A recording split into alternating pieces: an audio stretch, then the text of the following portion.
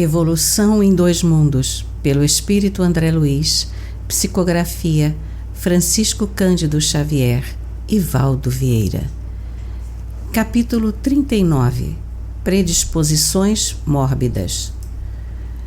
Como apreendermos a existência das predisposições mórbidas do corpo espiritual? Não podemos olvidar que a imprudência e o ócio se responsabilizam por múltiplas enfermidades, como sejam os desastres circulatórios provenientes da gula, as infecções tornadas de higiene, os desequilíbrios nervosos nascidos da toxicomania e a exaustão decorrente de excessos vários. De modo geral, porém, a etiologia das moléstias perduráveis que afligem o corpo físico e o dilaceram guardam no corpo espiritual as suas causas profundas.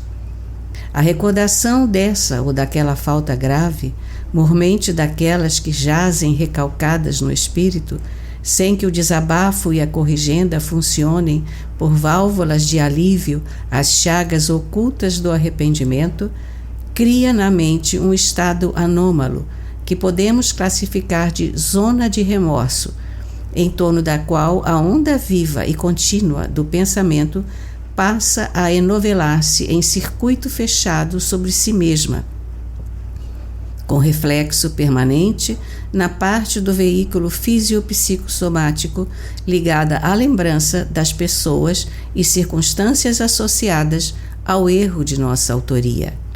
Estabelecida a ideia fixa sobre esse nódulo de forças desequilibradas, é indispensável que acontecimentos reparadores se nos contraponham ao modo enfermiço de ser, para que nos sintamos exonerados desse ou daquele fardo íntimo, ou exatamente redimidos perante a lei.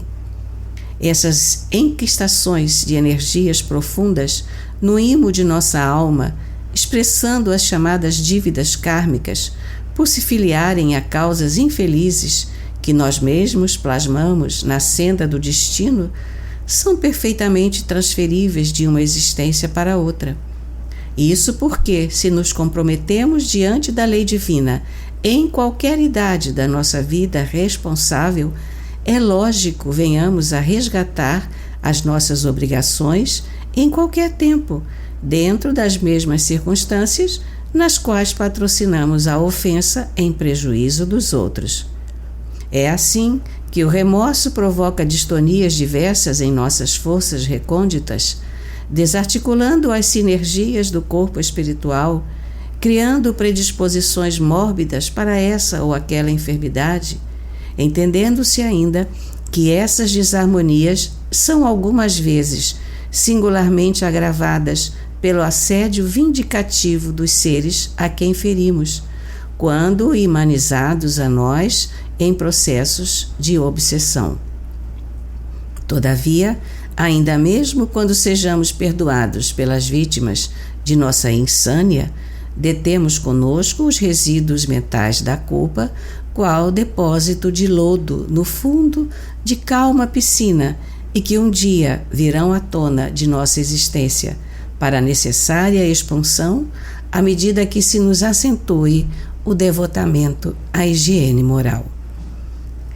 Como pode o débil mental comandar a renovação celular de seu corpo físico?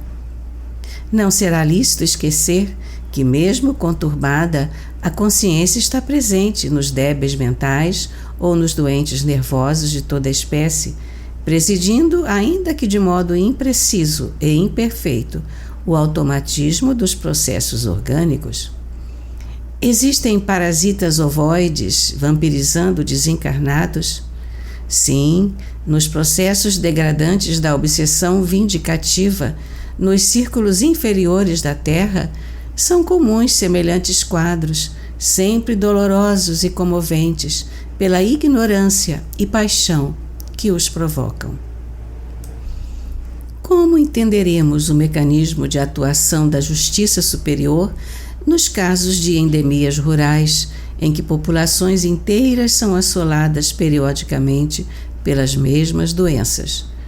As endemias são quase sempre doenças que que graçam numa coletividade ou numa região, dependendo de causas simplesmente locais.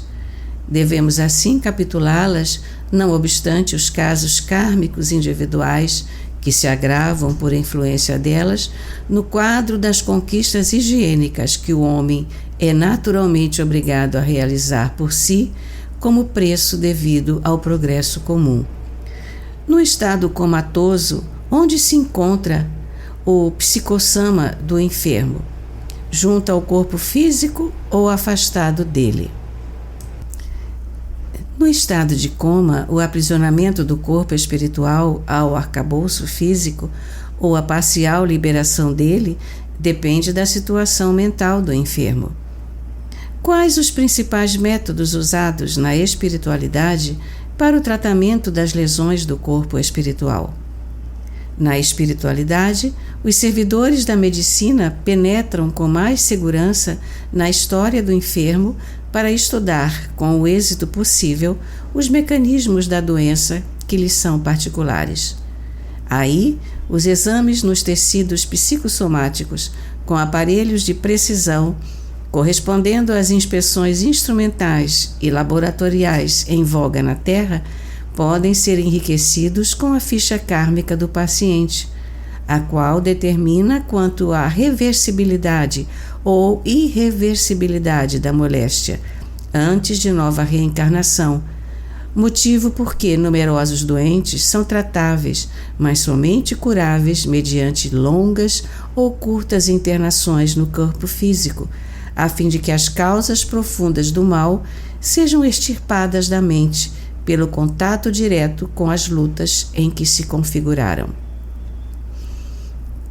Curial, portanto, é que o médico espiritual se utilize ainda, de certa maneira, da medicação que vos é conhecida no socorro aos desencarnados em sofrimento, porque mesmo no mundo, todo remédio da farmacopeia humana, até certo ponto, é projeção de elementos quimioelétricos sobre agregações celulares, estimulando-lhes as funções ou corrigindo-as segundo as disposições do desequilíbrio em que a enfermidade se expresse.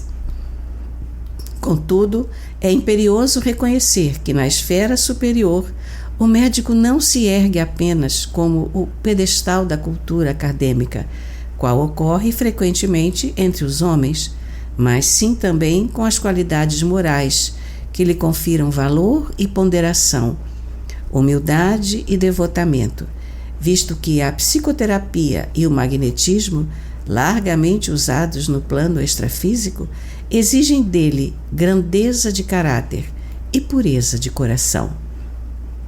Uberaba, 25 de junho de 1958.